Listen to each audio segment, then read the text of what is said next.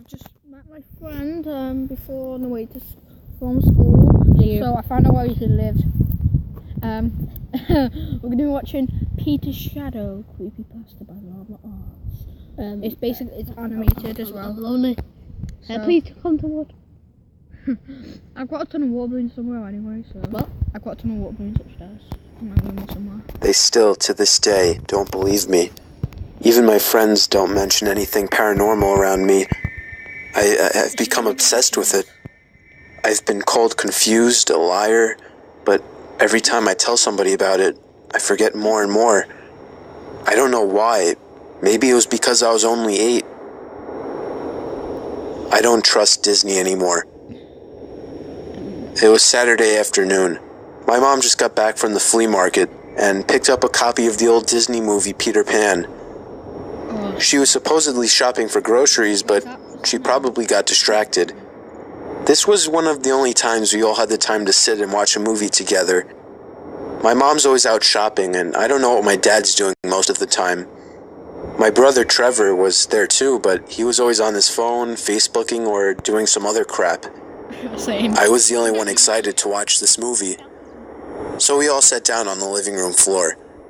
I put the movie in the VCR. The screen was a little fuzzy, but then the previews started rolling.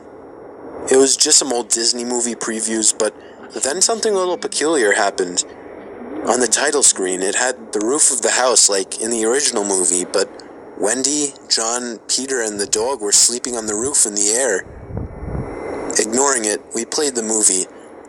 It was the same as it would have been until it came to the part where Peter's shadow came into the room. When it landed on the floor of the room, Wendy looked at it. Then the camera started to pan out to the sky. Then the most terrifying thing happened. As it panned out, you could hear Wendy's blood-curdling scream.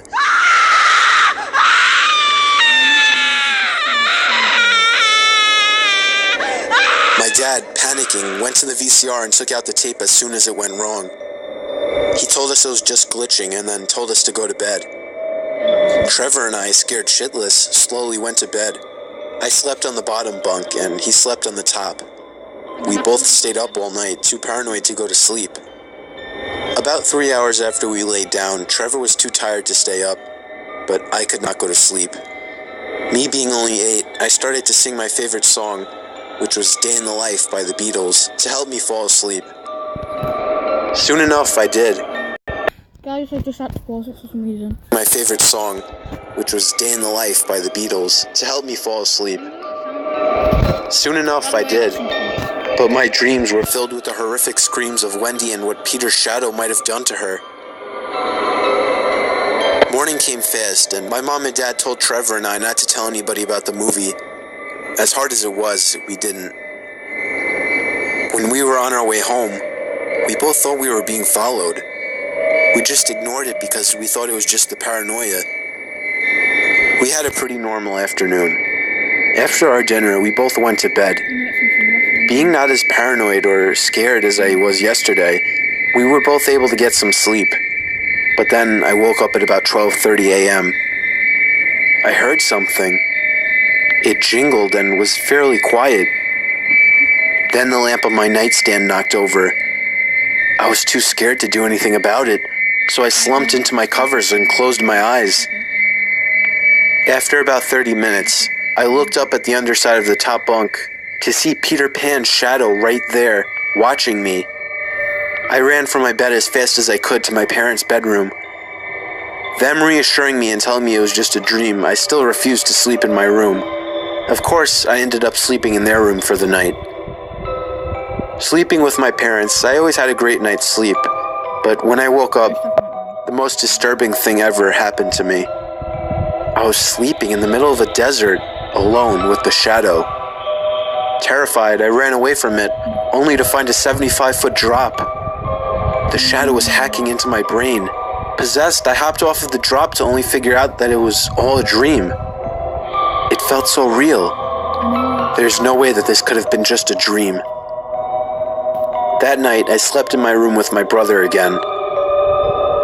After going through some counseling the following day, I had never been so unafraid of anything my whole life. I I tried waiting for the shadow to appear on the underside of the bed so I can confront it, but I got too tired and fell asleep. Waking up in the middle of the night, for the same reason I did the night before, I looked to see the shadow watching me. I then reached out to where the knife on the shadow would be. I got a migraine and stopped. I looked at the head of the shadow and stared. Then, becoming conscious, I crawled into a ball under my covers. I started singing A Day in the Life to calm me down and forget everything that had to do with this nightmare. Then, I noticed I wasn't the one singing it. Trevor started screaming, and I ran out of my bunk and turned on the light. Trevor crying, I looked at the underside of the top bunk to see a red piece of paper crumpled up in a ball. I opened it. 13.5/6 is what it said in curly letters. I don't know what this monster wanted, but it got it. Because Trevor was never able to speak again.